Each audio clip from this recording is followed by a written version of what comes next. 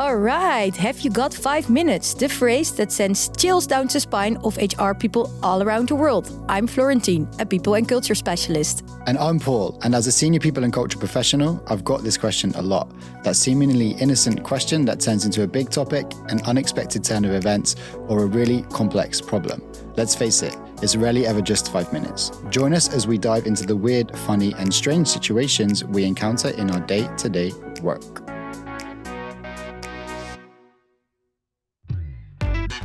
And this week we have a very interesting topic lined up. Personally, one that I can use some tips for. We will talk about feedback and difficult conversations.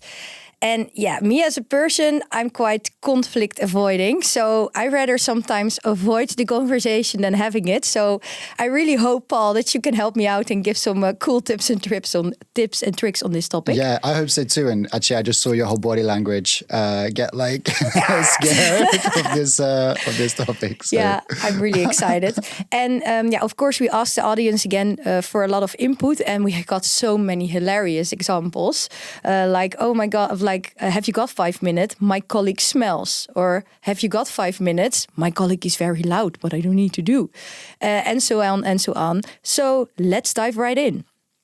So you're starting with the hardest topic, what to do if someone smells. This is where we're taking this podcast. Yes, actually I was, because I had this once as well. I had once when I was studying that there was a person that really smelled. Okay. And then in the middle of class, this girl said to that person that really smelled, "Sorry, you really smell badly," and gave the person deodorant. And I thought that was so rude. Yeah.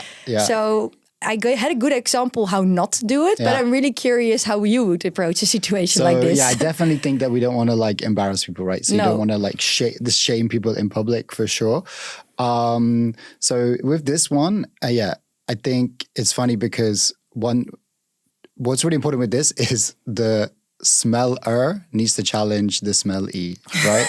So can you imagine if, let's say you smell Flo, and then I come up to you as your manager or as your HR, and I'm like, "Hey Flo, so yeah, difficult topic, but just so you know, some people have said that you kind of smell." How would you feel if that happened? I would be so offended. I'm like, oh my God, is this a gossip that I smell or something? Yeah, everyone in the office is talking about me smelling without me knowing. Yeah. So actually it's way worse if you hear via, right? Because then exactly you're like, oh my God, are people talking about me and saying that I smell? And the other thing is imagine if I smelled and Flo, you said to me, "Hey Paul, you kind of smell a bit bad today." I'll be like, "Oh my God, thank you so much for telling me," because then I can do something about it, right?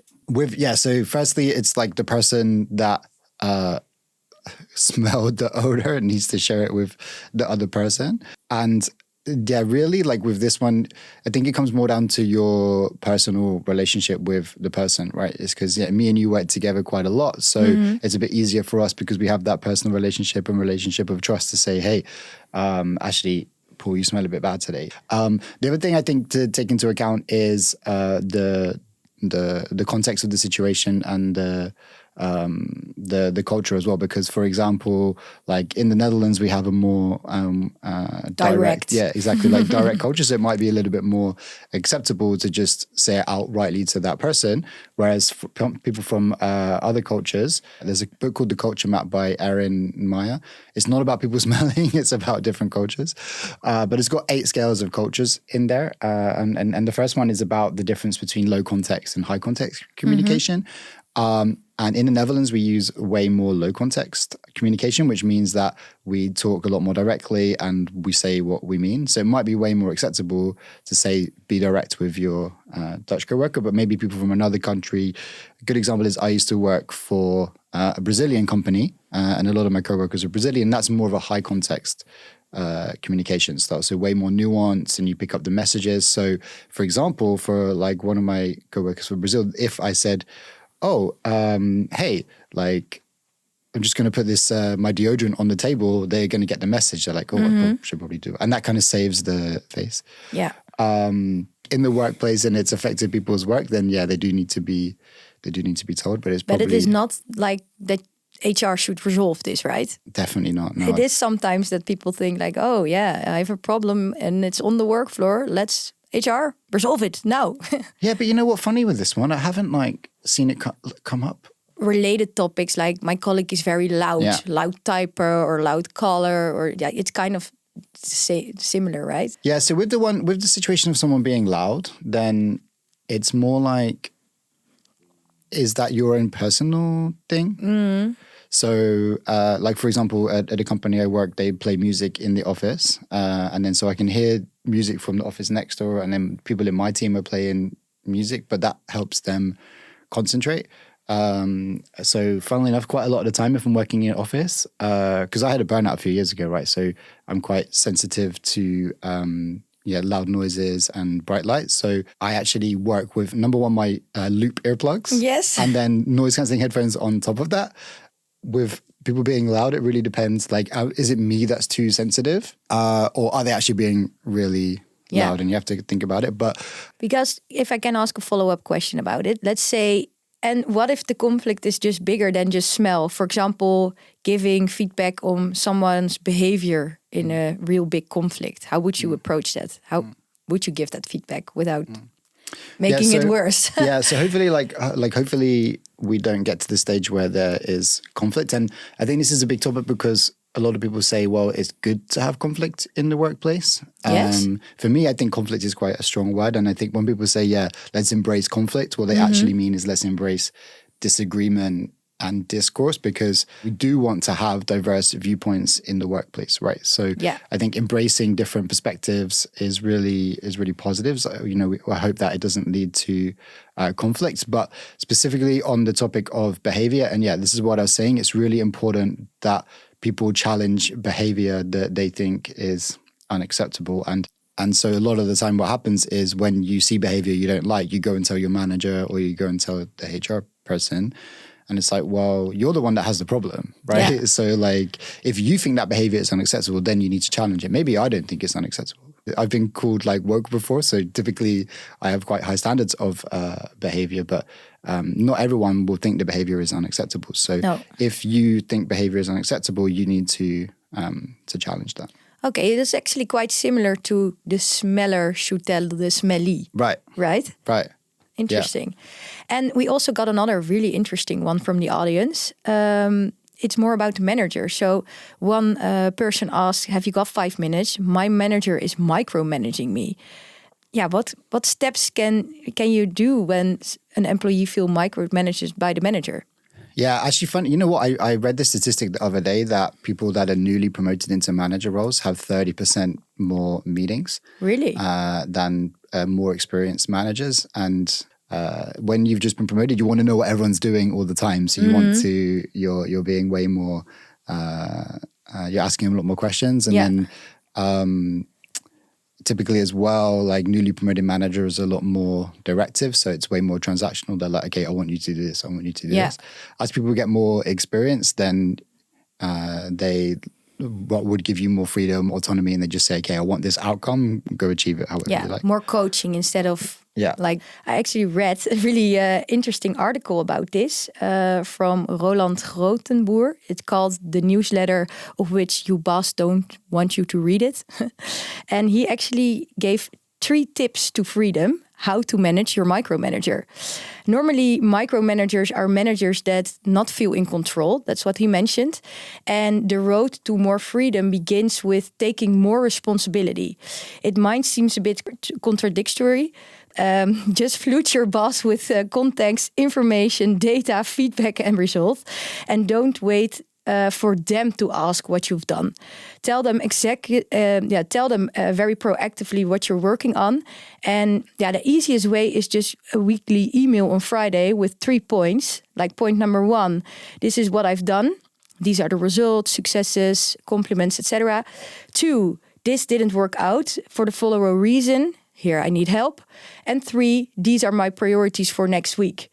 And you can discuss these updates again in the one-on-one until they're fed up, because normally managers who like to be in control respond well to more information than they expected, and it kind of reassures them. I actually thought this was quite an interesting way. Just flute the manager with information. No, not really, of course, but just manage your micromanager. This is a good example, right? Because like you are the one with the problem, therefore you need to deliver the solution. It's not like, oh, my manager's micromanaging me. Hey, to your coworkers and to the people in the people team. Oh yeah, my manager's a micromanager. I don't like it. Well, you can take responsibility, and then I mean, some people use the phrase like upward manage, and then so you start to manage the situation. Yeah. And I think in terms of if you think your manager is micromanaging you, then you can give them that feedback, right? But I guess there's a way to do it, and so you can use like different feedback models. Two of my favorites are the situation behavior impact, which is SBI model. And then the other one I really like is the COIN model, which stands for context, observation, impact, and next steps. And another thing as well, when you're going to give someone feedback, it's first of all really important to say, hey, can I give you some feedback? And the reason for that is because giving people feedback invokes a stress response, right? You have to set it up, you have to prepare them to receive the feedback, right? So that's why you don't just jump in, you just say, hey, can I give you some feedback? And then, and by the way, because that gives the person who's about to receive it the opportunity to say no, gives them some kind of control over the situation. And sometimes I said no. Sometimes people have said to me, hey, Paul, like, can I give you some feedback? And I'm like, actually, I'm not in a position to receive it, right? Maybe like I have a personal situation going on, or like, I don't know, maybe I'm feeling too much stress right now. Maybe I need to rush off, and you're not in a position. So if someone says, hey, can I give you some feedback? You have the right to say no. But if you say yes, then okay, I'm ready to receive this feedback. That's a good one, actually. Yeah. Just ask, Yeah, and then we have like the model. So for example, like the SBI model, and it's really important to be specific. So you say, hey, last week in our one-on-one, you're asking me a lot of questions about this specific topic, and then it made me feel. And this is really important. It's important to make it about you and also your emotions. It made me feel, and you have to say an emotion like annoyed, because it seemed to me, again, making it about you, that I am being micromanaged. Yeah, that you don't trust me. Right. Yeah. So the situation, like in our one-on-one, the behavior is you were asking me loads of questions about a specific topic. Yeah. And it made you feel, the impact was I felt a certain way. So then you talk about the next steps, and that could be, okay, well, like next time I would like it if you, I don't know, gave me more space or autonomy to complete my work, or decision-making power. Okay. And why is feedback so important? I mean, I've read something about it in the book Let's Talk, and they mentioned that research from the University of Michigan found that teams that receiving more feedback from their managers are actually better performing and have higher productivities than teams that don't. I thought this was really interesting, but still, it seems so difficult for people to do it. It seems so. Why do you think that is? Yeah, so I think that's because of the fact that it invokes the stress response, right? So really like neurological. So that's why people are kind of scared to do it. But yeah, indeed, it is really important to do, because like it's really important to know that we're on the right track. Or if we're on the wrong track, to get course correct. So like there's lots of different types of feedbacks, but I guess the two main ones are like praise and constructive feedback, or like positive and negative feedback. Yeah. And one way I've heard to describe it is as reinforcing, which is the positive feedback, and then redirective. Yeah. So if you're doing something right, then it's like, you reinforce that. So you've observed the behavior, and you say that, I like that behavior, right? But it's really important to be specific. So it's not helpful to just say, hey, great job. No. Right? That's like, okay, what did I do right? I don't know. You have to be very like specific. So when I say, hey, that a really good job, Flo, on the podcast preparation, you're like, I really liked how you created a Notion page and then you structured it in this way and it was very detailed. Then you're like, oh, cool. I know to make sure in the future to be structured and give a lot of detail. And then equally on the redirective feedback, it's about bringing it when something isn't going the way that we like, to bring it back on track. Yeah. So it keeps you going in the right direction. That's why like giving feedback is really important. Yeah. But one thing is really important as well is to make sure it's about behavior. Yeah. Right. Because what we don't want to do is insult people's character. So therefore we have to make it about very specific behaviors. Yeah. Okay. Interesting. And so what you're saying, I think that is also what they mention in the book, is sometimes just give constructive feedback, but not only give the negative, also make sure that you say something positive, because that works actually very motivating, right? Yeah, and also wasn't there like some statistic about the balance of how it should be? Yeah, I think I have it here. They call it a 2-to-1 ratio. They mentioned that teams receiving the prescribed 2-to-1 ratio from their manager tend to be the middle of the range performance, neither the most productive. I think this is interesting. The highest performing teams are the teams bringing the highest profit and the highest customer satisfaction ratings, receive a whopping 5 to 6 piece of praise for every one criticism.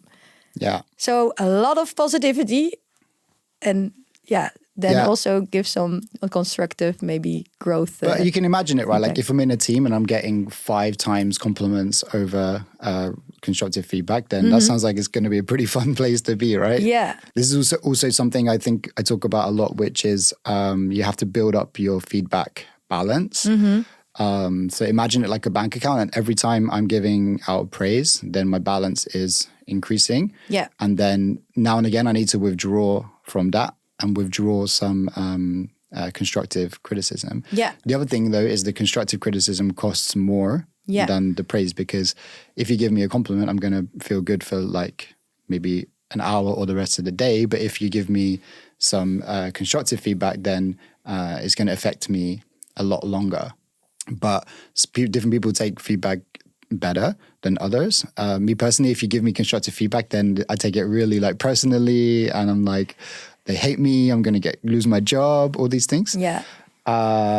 So it takes longer to get over, which is why you have to build up way more credit before you use the constructive feedback. So it's really important to not accumulate. I call it feedback debt. You don't want to go into your overdraft, your feedback overdraft. I really like this comparison, actually. I think it's really, spot on.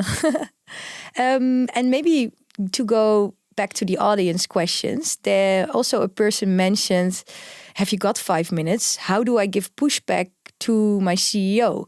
Because, I mean, I can imagine for some people it's quite difficult to push back against the CEO or higher management, but sometimes it is really important, right? Especially about topics in diversity and inclusion, or other really important topics. Yeah. So, what's really cool is, specifically in the Netherlands, is we have a very egalitarian society. And again, actually, this is also in the culture map, the difference between egalitarian cultures like the Netherlands, for example, versus more hierarchical cultures. I think, if I understand correctly, like Germany is a somewhat hierarchical culture. Side note, they're like a more consensus-based decision-making culture. Whereas you have more hierarchical cultures, I think, in China. I'm not an expert in that, but I think it's way more hierarchical in the sense that you don't skip management layers, right? So you couldn't talk directly to the CEO. Luckily in the Netherlands we can, and you can just usually on Slack or Teams message them directly. Yeah. Right? So if you have feedback for the CEO, I'd encourage you to share it. And to be honest, most CEOs I hear in the Netherlands say, yeah, my door is always open. You can message me anytime, which is great. They say it, but it doesn't always feel like it, to be honest. True. Right? True. True. Yeah, sometimes it's a bit scary. But I think one thing I would say about this is, if you have something to say to the CEO, is what I notice is people overestimate how much a CEO knows, right? Because they have to understand every single department and team in the company. Now, they have their management team, which is usually like a C-level, has a whole business unit. For example, it could be the chief commercial officer, right? And under the chief commercial officer is the sales team, the marketing team, the customer success teams. They have all their bunch of teams. So actually, it's unlikely that the CEO knows really specifically what's going on in your team. They see like the financial metrics. So first of all, I would approach that with like a little bit of sympathy. Don't assume they know what is What's happening. going on, yeah. The other thing that's really important is to make sure that it's data driven. In my career as a people and culture professional, sometimes I have what I call like a hypothesis I'm working with, and I think, okay, well, maybe there's an issue with diversity and inclusion in this company. Maybe I think it's not an inclusive environment, right? This is what my personal opinion is. Data to back it up. Yeah, actually, my other example was going to be, it could be that you think people want to work from home more. Yeah. Right. So making sure that you're approaching it with data, because example I was given at another company, another company I work for, my manager would say, and this is the phrase he used, he would say, like, if you're not God, then please bring me data, right? Yeah. So obviously, as you get more experience, people do listen to your opinion because it has some credibility based on your experience. But if you're not backing it up with data, then it's not going to work. So what I would say is, if you want to bring some feedback to a CEO, then back it up with some data.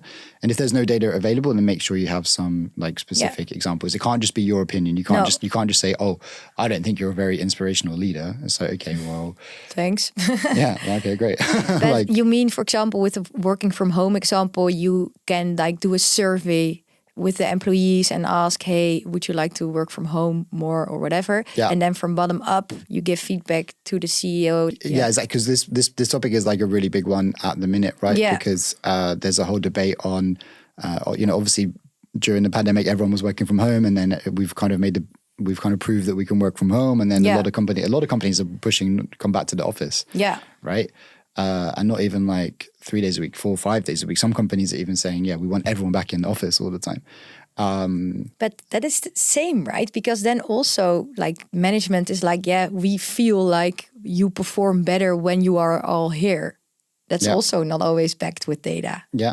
So then they have to bring some data. Then you can challenge them and say, well, prove to me what the metrics are and how you're managing that. Yeah. So like, with this one, but if you're in a people and culture team, then you can say, well, you're the leaders of the company. You can make decisions based on what you think is right. But the risks of this, so if you're going to say we want 5 days in the office, you say, okay, cool. But the risk is that the talent pool is going to get smaller. It's easier to hire if we're more flexible, right? Because we see this in other companies that for fully remote companies, people are lining up to work there. Yeah. So it's like, you can go fully in the office, but that's going to make it very difficult for people with children. They need more flexibility. Perhaps anyone with any like autoimmune disease, it's difficult to be in the office all the time, or anyone who maybe is neurodiverse, or someone that's recovering from burnout. Like there's all these people. So all of these people, you're going to make it very difficult to work. Using data, then you can just advise them of the risks. Yeah. Okay. Interesting. Hey, and let's say I'm now an HR professional and or a manager, and 2 of my team members are in a massive conflict.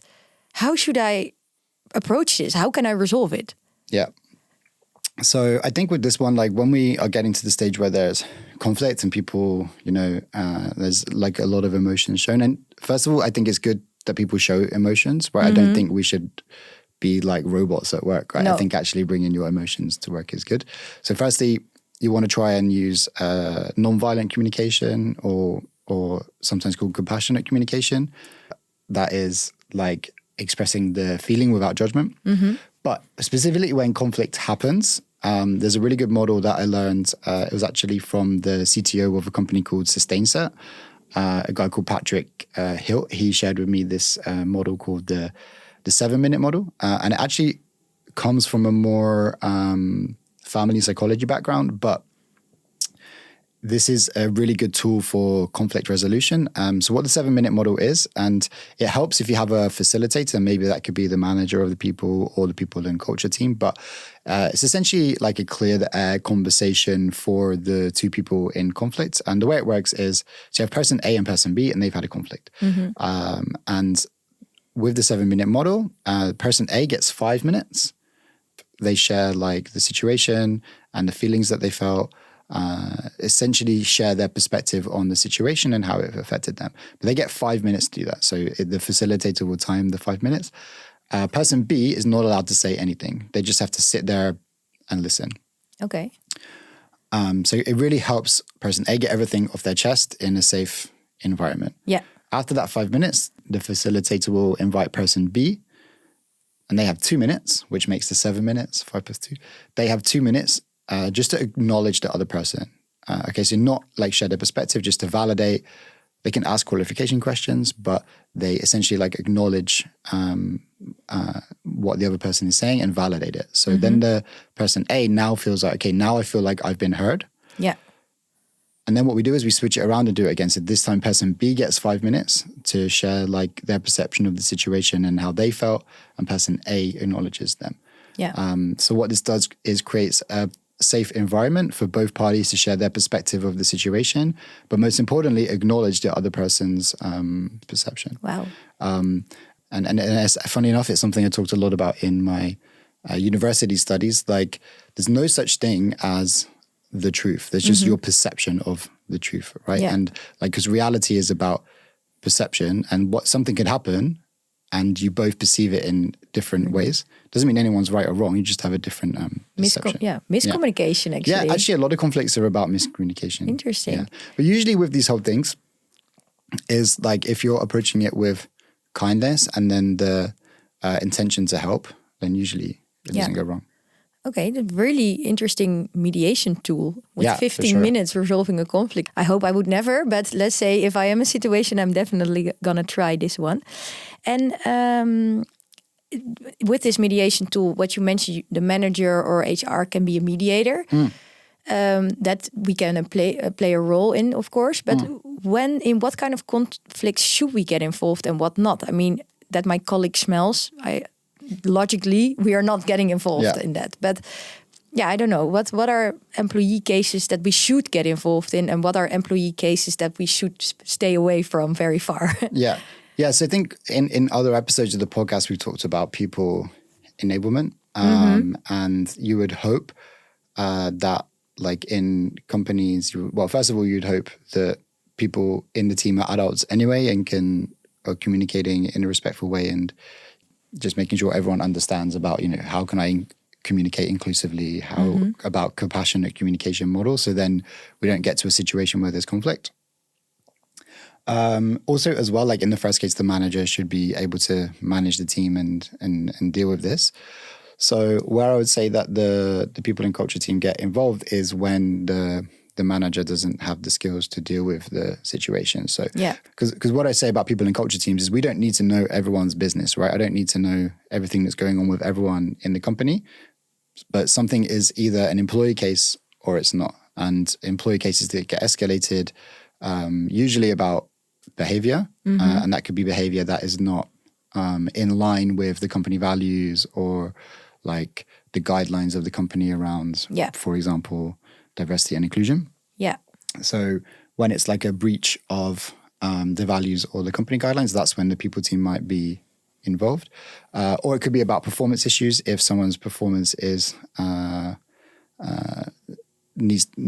requires them to be on a performance improvement plan, for example, then that's when the people and culture team will be involved in terms of advising the managers. There's always a difference between the informal and formal route, right? Like, am I, as a people business partner or head of people, involved in the situation advising the manager, which would be in a more informal way? So the manager could come to me and say, hey, there's people in my team that aren't performing or not behaving, or there's a conflict.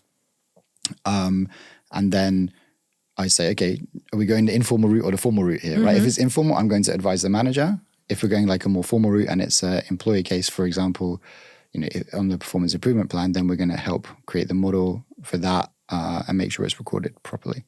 Yeah. So those are the scenarios that I would see the people and culture team involved. But usually what you see is the more senior and experienced a manager gets, the more they're dealing with issues in their team. Yeah.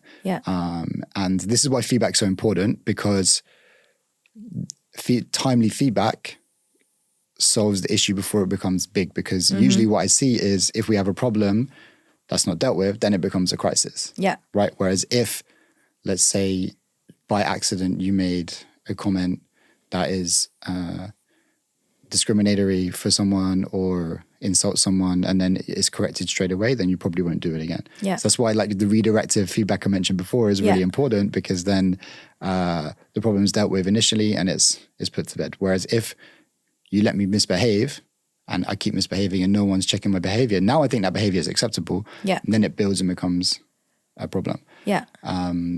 So managers or companies that are ignoring this actually are now, it's maybe fine, but it is it's gonna be painful at some point. It's going to be a conflict.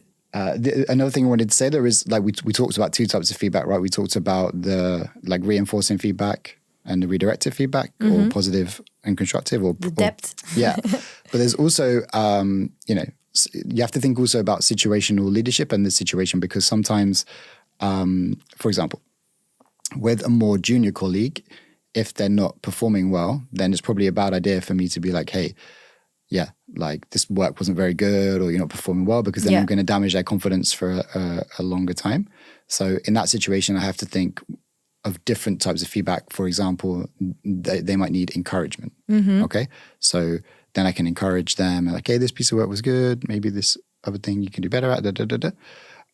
So you have to think about the situation and your audience and how they're going to receive it. With someone who's a more experienced professional, will be able to be a bit more like, yeah, that presentation you did wasn't so great for these reasons, and they're going to really appreciate the feedback. So you have to really think about your audience and what type of feedback you want to give. Because, for example, there's also coaching as well, right? And in coaching, the idea is that the person already has the answer. You're just helping get it out. So you don't say what you think. You just say, hey, how do you think this went? Yeah. But I can imagine like a manager that's in the start of the career is, has challenges with this. What would you give as tips to just starting managers? Like, hey, I'm not sure how to coach my employees, but how can I make sure that I don't turn into a micromanager, but I still give the constructive, good feedback without insulting anybody? Yeah. So I think like there's loads of stuff you can look at online. Like you can read about like coaching. You can read about the feedback models like I mentioned. Yeah. You know, for example, the SBI model, the COIN model. You can read books. I mentioned the culture map before about which will help you communicate with people from different backgrounds. But you know, for me, I think it's just about getting the conversation on the table. And yeah, maybe when you first start giving feedback, you're not doing it in like you're not exactly following the model or something like that, but just like saying it, right? And don't be scared. Rather than thinking, oh yeah, I really need to tell Flo this and then not. Yeah. Like actually you're doing that person a disservice. Because how can people get better, or how can they keep doing great work if you're not telling them what they're doing great and where they need to improve? So like don't be scared. Just like there's a really good model called the 5-chair model, and if you go on YouTube and type that in, it will tell you about it. And that's thinking about which seat am I sat on to give this feedback. So why am I approaching it from? Like, am I saying this because I'm angry or I'm insulted, or am I saying it from an egotistical place, or am I saying this with the genuine intention to help? So if you're genuinely saying it to help, then just say it. Yeah. And like over time you will get better and you're going to learn. Yeah. But if you're in the angry place, don't say it. If you feel like you have emotions, maybe sleep on it for a night and try it again the next day. Exactly. Yeah. Great advice, Flo. Yeah. Like think about that. Like, regulate your emotions first. Think about where I'm coming from. Is this to help? If you're genuinely trying to help and it's kind, then go for it. I mean, I think I'm a yoga teacher, right? Yeah. You're really zen, namaste. Not really. I'm like that. But one thing we talk about that is the 3 gates. So before you say anything, is it kind? Is it true? And is it necessary? Yeah. Is it kind? Is it true? Is it necessary? Yeah, exactly. Really nice. Yeah. And you mentioned a lot of different models and tips. The one that I learned when I was studying, all back in the day, it was the shit model.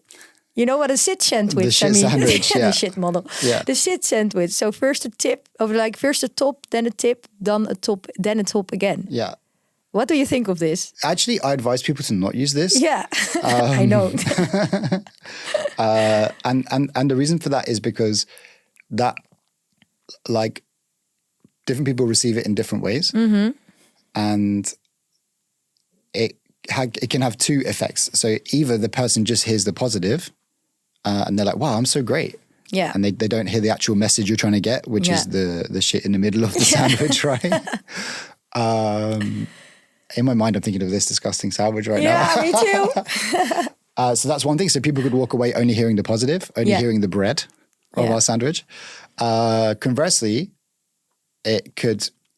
some people might only just lock onto the negative and hold on to that. So you think you're like being nice, but actually now they're insulted. So because for me, it's basically sugarcoating. That's what we're doing, right? If we're giving the positive feedback, just give the positive feedback. If it's a negative feedback, just give the negative feedback. And build up your feedback depth. Exactly. Credit. Yeah. Build up your feedback credit and don't go into feedback debt. No, don't go into debt, build up credit indeed.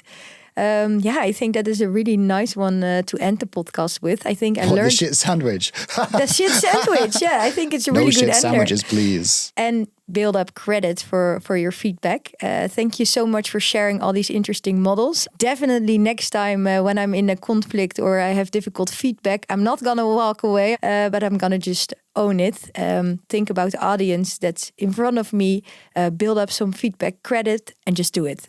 Yeah, Thank you so much, Paul. Yeah, and always remember, kindness is magic. Kindness is magic. If you're focusing with kindness, then it's going to be fine. Thank you, Paul. And audience, thank you so much for listening again. And Personio, our allies, thank you for sponsoring this podcast. See you next time.